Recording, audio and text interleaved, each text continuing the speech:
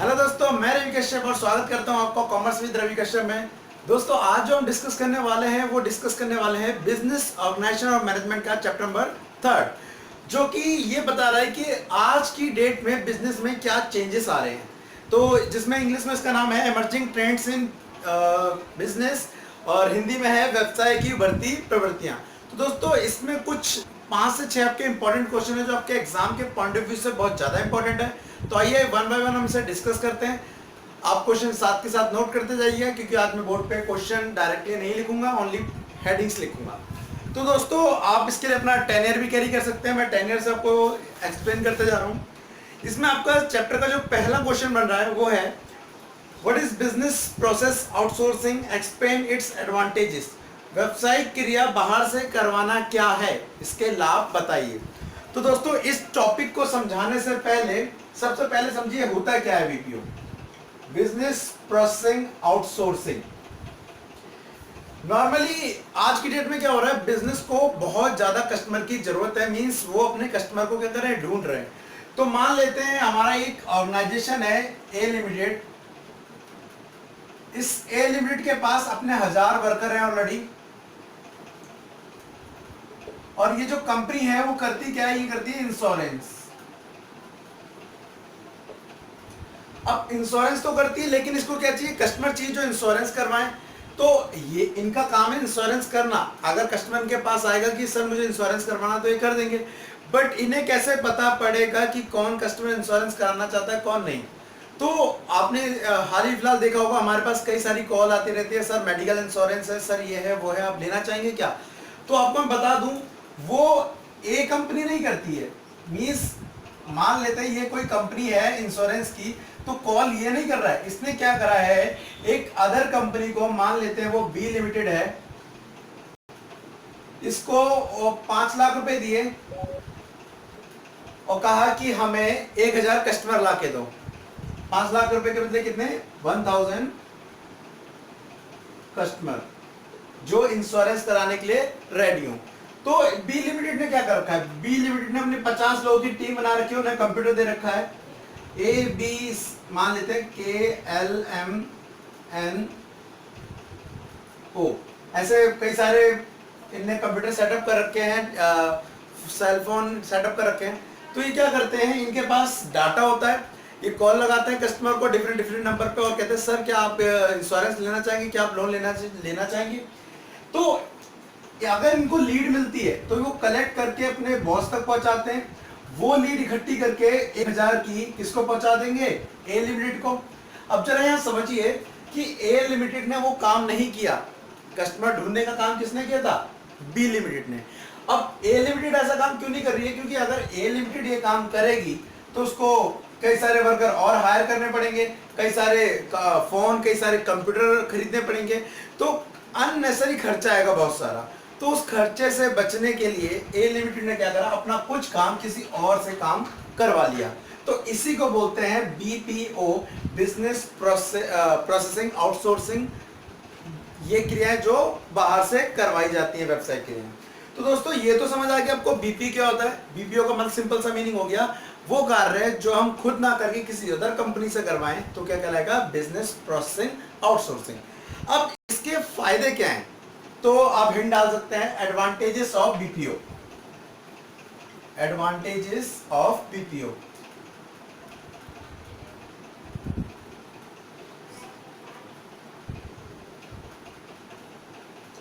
Means लाभ किसके, BPO के। तो दोस्तों, इसमें वन बाय वन हम पॉइंट वाइज डिस्कस करते हैं, आप अपने टेनियर से कैरी करके इसको समझ सकते हैं। तो जो इसमें पहला पॉइंट दिया है वो ये दिया हुआ है, फोकस ऑन की फंक्शन, मुख्य कार्यों पर ध्यान। यस, फोकस ऑन की फंक्शन,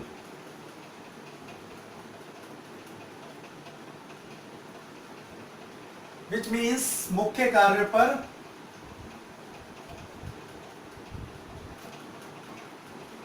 ध्यान। अब दोस्तों, मैं आपको एक चीज बताऊं कि मुख्य कार्य क्या है। अभी मैंने जैसा बताया कि ए लिमिटेड का काम इंश्योरेंस करना था, उसका काम लोगों को कॉल करना नहीं था। अगर वो ये काम भी करने लग जाए कि कॉल भी करेगी, फिर कस्टमर बनाएगी, उसके बाद उनका इंश्योरेंस करेगी, तो शायद वो अपने मेन प्राइमरी फंक्शन पे ध्यान ना दे पाए, मेन काम पे ध्यान ना दे पाए।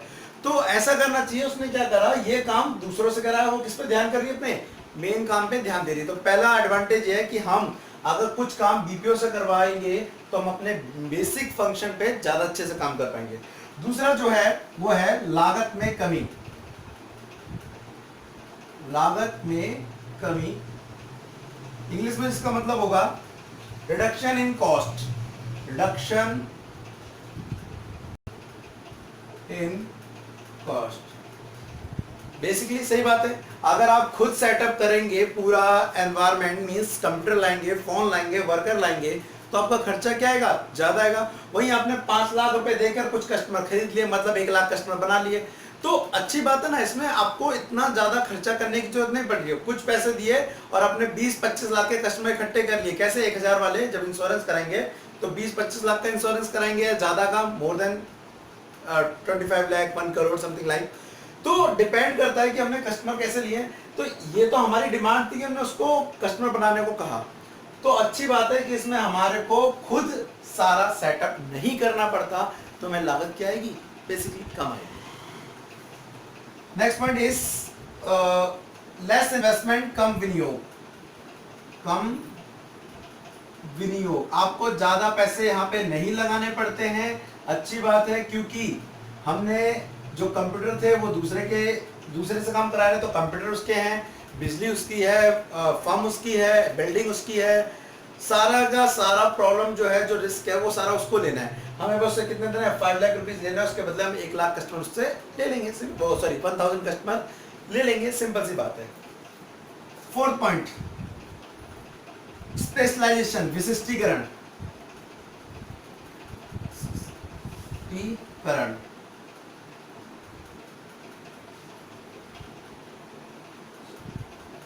इसका मतलब क्या है, जैसा कि मैं एक बार लास्ट वीडियो में डिस्कस किया था कि हमने टेबल मैन्युफैक्चर करनी थी, टेबल बनानी थी, तो हमने उसको पार्ट में बांट दिया था कि ए व्यक्ति ये काम करेगा, बी वो करेगा, सी वो करेगा। इससे क्या हुआ, जो व्यक्ति जिस चीज में एक्सपर्ट था वो वही काम कर रहा था। धीरे धीरे करते करते उस चीज का क्या बन जाएगा, एक्सपर्ट बन जाएगा और वो ज्यादा अच्छे से कर पाएगा। अब क्योंकि बी लिमिटेड क्या कर रही है, हमारी बीपीओ है, जिसको हमने कॉलिंग करने का काम दिया है, तो वो अपनी फील्ड की क्या हो गई है, एक्सपर्ट हो गई है। वो अपने जो बंदे हायर करते हैं उनको ट्रेन करती है, सिखाती है, सब कुछ प्री प्लान है। अब अगर हम खुद शुरुआत करेंगे तो शायद हम कस्टमर ही ना बना पाए, क्योंकि हमारे पास इतना अच्छा एक्सपीरियंस नहीं है। तो अच्छी बात ये मिलती है कि हम जिस व्यक्ति को जो काम भाता है, जिसमें वो एक्सपर्ट है, उसको वही काम दिया जाए। तो यहाँ पे हमें किस चीज का फायदा मिलता है, विशिष्टीकरण का। हमने उसको काम दिया है क्योंकि वो उसमें क्या है, स्पेशलाइज्ड है। नेक्स्ट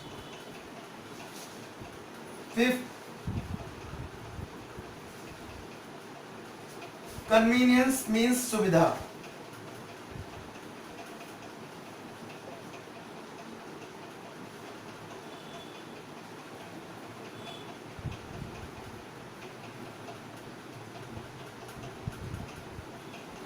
कन्वीनियंस का मतलब क्या है यहाँ पे, कन्वीनियंस का मतलब यार, अगर तुम खुद की कंपनी चालू करो, मतलब आपने कहा कि यार मैं 5 लाख रुपए वेस्ट नहीं करना चाहता, मैं खुद करूंगा, तो होगा क्या कि आपको कर्मचारी ढूंढने पड़ेंगे, मीन्स एम्प्लॉय हायर करने पड़ेंगे, फिर उनका इंटरव्यू लो, उनके टेस्ट लो, मतलब कई सारी प्रॉब्लम आपके सर पे आ जाएगी। तो इससे बचने का सिंपल से अच्छा तरीका है कि आप ये काम किसको सौंप दो, बीपीओ को सौंप दो।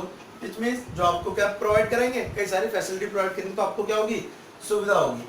इसके बाद जो हमारा नेक्स्ट पॉइंट है वो है स्वतंत्र चयन, मीन्स फ्रीडम ऑफ चॉइस। स्वतंत्र चयन, फ्रीडम ऑफ चॉइस। अब यार मैंने काम दिया था, बता रहा हूं कि ए लिमिटेड थी, ए लिमिटेड ने काम दिया था किसको करने के लिए, बी लिमिटेड को। अब हमें लग रहा है कि बी लिमिटेड हमारे कस्टमर बना के नहीं दे रही है और अच्छा काम नहीं कर रही है, तो हम क्या कर देंगे, इससे कॉन्ट्रैक्ट तोड़ देंगे और एक नई कंपनी से कॉन्ट्रैक्ट करेंगे, सी लिमिटेड, जिसका काम भी क्या करना है, आपको कॉलिंग करके कस्टमर बना के देना है।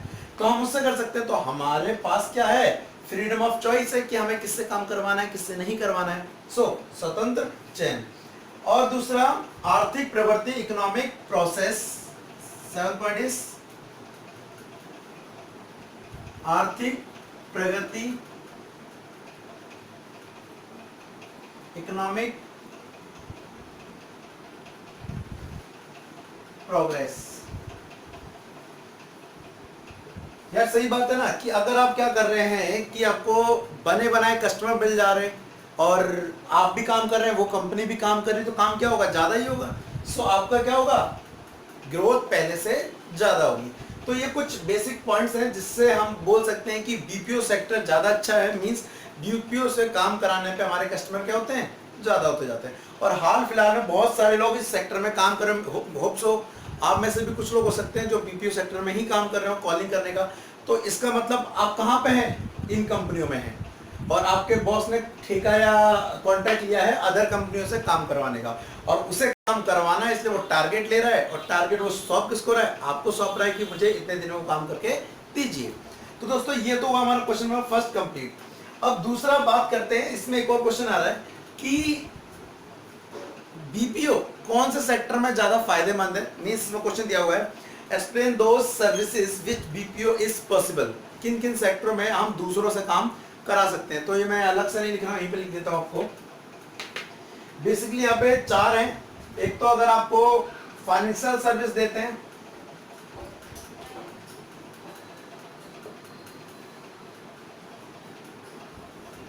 मींस वित्तीय सेवाएं,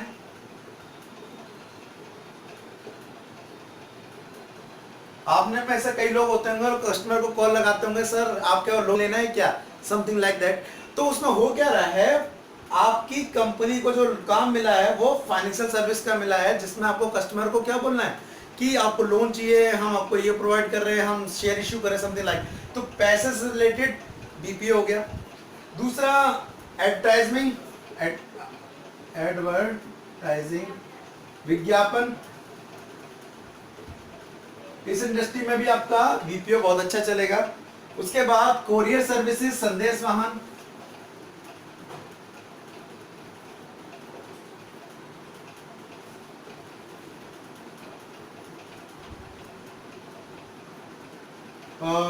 संदेश,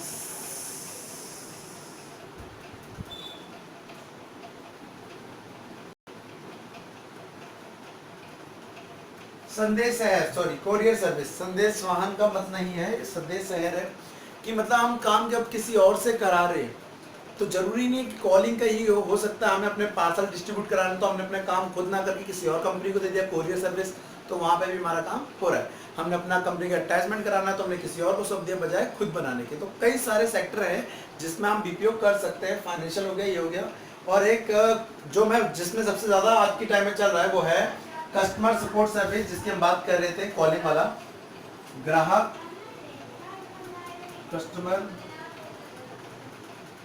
सपोर्ट सर्विस, ग्राहक सहायता सेवा। आज की डेट में हर कंपनी क्या करती है, इसकी ऑफिस जरूर बनाती है, और अगर नहीं बनाती है तो दिक्कत हो जाती है, वो किसी और से करवाती है, क्योंकि कोई व्यक्ति नहीं चाहता, कोई भी कंपनी नहीं चाहती कि उसके कस्टमर क्या हो जाए, टूट जाए। तो क्या करते हैं, अपने कस्टमर को फीडबैक देते हैं, उसके लिए वो क्या करा रहे हैं, बीपीओ बना रहे हैं। तो ये 4 सेक्टर है जहां पे बीपीओ बहुत अच्छा काम कर सकता है। तो दोस्तों ये तो हमारे को प्रिपेयर 2 क्वेश्चन। इसके बाद हम डिस्कस करते हैं क्वेश्चन नंबर 3, जो कि इसमें दिया हुआ है, सेवा क्षेत्र क्या है, सर्विस सेक्टर क्या है, भारत में ये क्यों बढ़ रहा है, मतलब इसके बढ़ने के कारण क्या है। तो दोस्तों मैं आपको बताना चाहूंगा कि बेसिकली हमारी इकोनॉमी में 3 तरह के सेक्टर हैं, primary sector, secondary sector and service sector. और सर्विस सेक्टर की ग्रोथ बहुत तेजी से हो रही है। ऐसा क्यों हो रहा है, सबसे पहले समझते हैं। पहला कौन सा है हमारा, प्राइमरी, दूसरा सेकेंडरी, और तीसरा सर्विस। अगर मैं 90-50 की बात करूं तो यहां पर 72% लोग लगे हुए थे, यहां पर 10 और यहां पर अप्रोक्स 17 बोलूं तो। और अगर मैं सन 2000 की बात करूं तो यहां पे अप्रोक्स 60, यहां पे 22 हो गए आपके, एंड रिमेनिंग जो बचे वो आपके 18% मान लेते हैं, वो यहाँ पे हो गए। अब ध्यान देने वाली बात यह है कि सबसे ज्यादा जो कमी आई है वो कृषि क्षेत्र में आई है, कि वहां पे काम करने वालों की संख्या बढ़ी है। और सबसे ज्यादा जो वृद्धि हुई है, वृद्धि तो नहीं कहेंगे, जो वृद्धि हुई है वो ये सर्विस सेक्टर में, मीन्स यहाँ पे भी वृद्धि हुई है, यहाँ पे भी। लेकिन मैं बताना चाहूंगा आपको कि जितना ही इनकम के मामले में सर्विस सेक्टर ने ग्रोथ की उतनी सेकेंडरी सोर्स ने नहीं की है। मीन्स ये बड़ी तेजी से बढ़ रहा है। अब ऐसा क्यों है कि सर्विस सेक्टर बड़ी तेजी से बढ़ रहा है? अब मैं भी आपको पढ़ा रहा हूँ, ये भी सर्विस सेक्टर में आता है, तो इसके पीछे कुछ कारण है कि सर्विस सेक्टर बड़ी तेजी से क्यों बढ़ रहा है। तो आइए डिस्कस करते हैं क्या क्या है। सो कॉजेस वो है, फर्स्ट कि सर्विस सेक्टर क्यों बड़ी तेजी से बढ़ रहा है। फर्स्ट पॉइंट इज है इकोनॉमिक प्लानिंग। सर्विस सेक्टर के ऊपर अच्छे से प्लानिंग की जा रही है। इकोनॉमिक प्लानिंग, आर्थिक नियोजन, आर्थिक नियोजन। 1991 में न्यू इकोनॉमिक पॉलिसी आई थी, तो उसमें क्या होता है, गवर्नमेंट ने एलपीजी को समर्थन दिया था, मीन्स लिबरलाइजेशन, प्राइवेटाइजेशन, ग्लोबलाइजेशन, उदारीकरण, निजीकरण और वैश्वीकरण।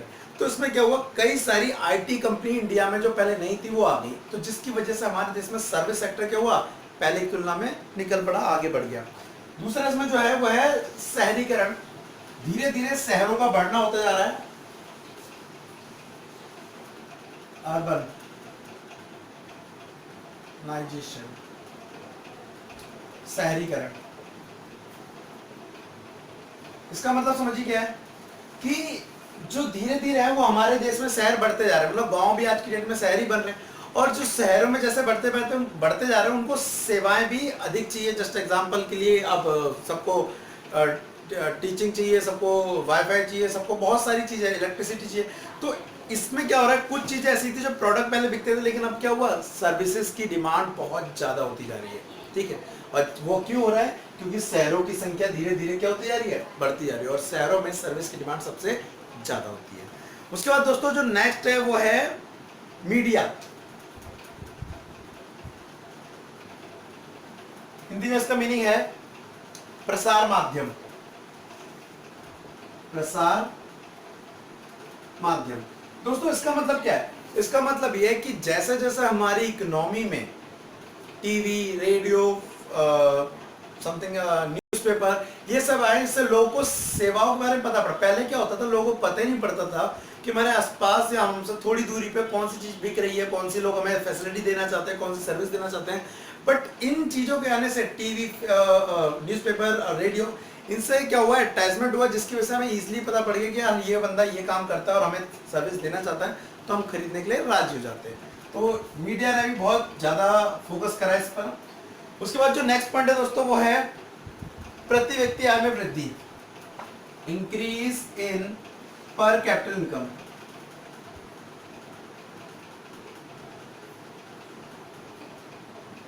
प्रति व्यक्ति आय में वृद्धि। अब आप भी सोचिए कि अगर आपकी आय बढ़ जाएगी तो आप सेवाएं ज्यादा लेंगे, कम लेंगे, ज्यादा ही लेंगे। तो अगर देश में प्रति व्यक्ति आय बढ़ रही है, मीन्स लोगों की इनकम बढ़ रही है, तो वो सेवाएं क्या करेंगे, अब ज्यादा लेंगे, और सेवाएं ज्यादा लेंगे तो हमारी जो देश की इकोनॉमिक का सेक्टर है, सर्विस सेक्टर, वो बहुत ज्यादा ग्रोथ करेगा। उसके बाद next point is fifth, that is महिला कर्मचारी, वुमेन एम्प्लॉय। ये सबसे इंपॉर्टेंट पॉइंट है, महिला कर्मचारी। होता क्या था कि हमारा जो भारत देश है उसमें क्या होता है, अब भी पुरुष प्रधान देश की नीति को अपनाते हुए चल रहा है मोस्टली केस में। तो वहां पर कहते हैं कृषि और इंडस्ट्री में महिलाओं को ज्यादा काम नहीं करने दिया जाता है, या कहते हो महिलाओं को घरों से बाहर नहीं निकलने दिया जाता। तो उसका फायदा क्या उठाया, जब सर्विस सेक्टर आया तो महिलाओं ने उसका फायदा उठाया, क्योंकि सर्विस देने के लिए आपको मोस्टली केस में आपको वहां जाने की जरूरत नहीं है। किसके पास, कस्टमर के पास। आप घर बैठे कंप्यूटर के थ्रू, इलेक्ट्रॉनिक मीडिया के थ्रू, इंटरनेट, कई सारी चीजें हैं, फोन, इनके थ्रू अपनी सेवाएं दे सकते हैं। तो होगा क्या, इससे उन लोगों को बहुत ही फायदा मिला, जिससे सर्विस सेक्टर जो पहले कम था वो अब क्या हो गया, पहले की तुलना में बढ़ गया। नेक्स्ट पॉइंट है हमें यहाँ पे हमारा, वो है बढ़ती जटिलता, मीन्स ग्रोइंग कॉम्प्लेक्सिटी।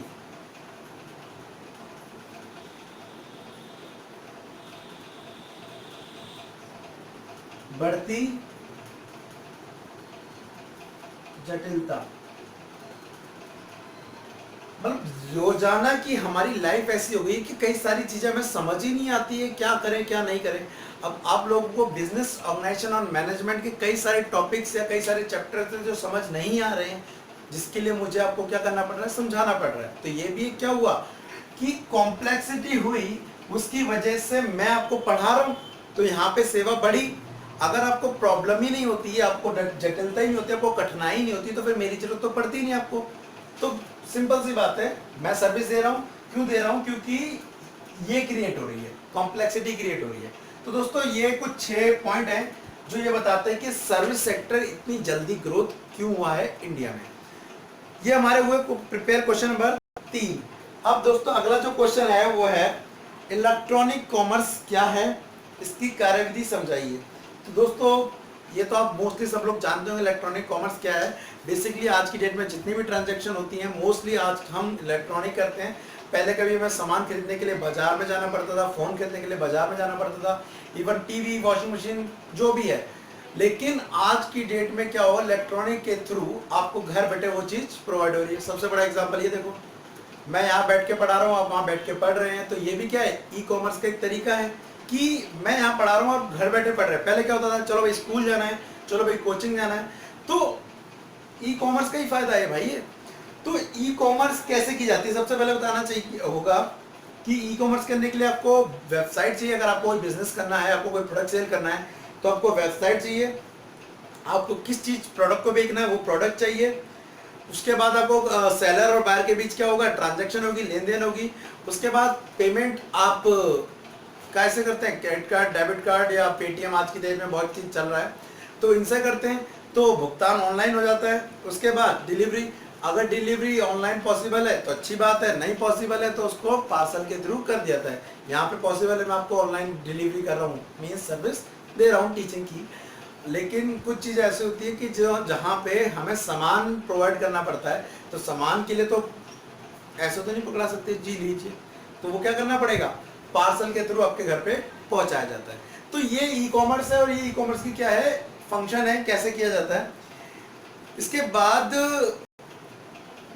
पूछ रहे हैं question, explain the resources required for successful implement of e commerce.